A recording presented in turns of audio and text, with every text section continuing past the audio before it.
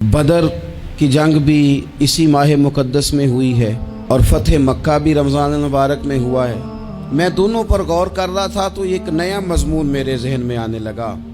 बदर की जो जंग है उसमें भी एक अजीब इनकलाब आया है कि 313 ने 1000 से मुकाबला किया, और जिन 1000 से मुकाबला किया वो असलहे से लैस थे, और ये जो 313 हैं इनके पास 6 ज़िरहें, 8 तलवारें, चंद घोड़े।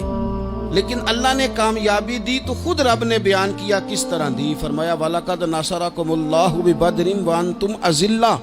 वो कामयाबी इस तरह मिली है कि रब ने तुम्हारी मदद की थी, तुम तो कमज़ोर थे। अल्लाह ने बदर में तुम्हारी मदद की, तुम जीत गए। वलक़द नसरकुमुल्लाहु बिबदरिन व अंतुम अज़िल्ला।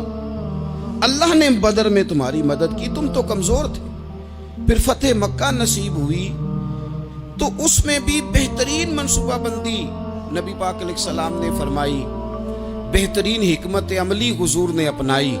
लेकिन हमें जो अल्लाह रसूल ने बात समझाई वो क्या है? इज़ा जाअ नस्रुल्लाह वल फतह। फरमाया जब अल्लाह की मदद आई और फतह नसीब हो गई। ये अल्लाह ने मदद फरमाई तुम्हारी। यहाँ भी फ़तह मक्का भी अल्लाह की मदद से, जंगे बदर भी अल्लाह की मदद से। वो जो मदद है अल्लाह ताला की, जब वो हम ये करते हैं कि हम अपनी सारी ज़िंदगी सियासत की नज़र करते हैं। हमारी सियासत सिर्फ मुल्क में नहीं होती, हमारी सियासत ख़ानदान में भी होती है। हम घर के अंदर भी सियासत करते हैं। हम किसी ख़ास तरीके से लोगों को अपने पीछे चलाना चाहते हैं। हम एक ख़ास उसलूब इख्तियार करते हैं कि लोग हमारे पीछे चलें। उसका नुकसान हमें ये होता है कि सियासत जो होती है ये शतरंज के हेर फेर की तरह होती है। तो इसके राज बड़ी जल्दी खुलने लग जाते हैं। पता चल जाता है कि बंदा मुखलिस नहीं था, सियासत कर रहा था, तरीके सलीके से इसने जोड़ के रखा हुआ था। हम हर जगह सियासत के बलबोते पर चीज़ों को लेकर चलना चाहते हैं, सियासतें नाकाम हो जाती हैं, सियाने सियाने लोग फेल हो जाते हैं। बचता सिर्फ वही है जिसके पीछे रब ताला की मदद शामिल हाल होती है। अपनी जिंदगी के अंदर हम जो कुछ भी कर रहे हैं, जिस शोबे से भी हमारा ताल्लुक है, आज हमने इस बात पे गौर करना है कि पहले तो ये गौर कर लें कि जो काम हम कर रहे हैं क्या वो काम ऐसा है कि उसमें अल्लाह की मदद हमें मिलेगी। अगर आप कोई माज़अल्लाह नाजायज़ काम कर रहे हैं, फेले हराम का इर्तिकाब कर रहे हैं, तो उसमें तो मदद इलाही आएगी नहीं।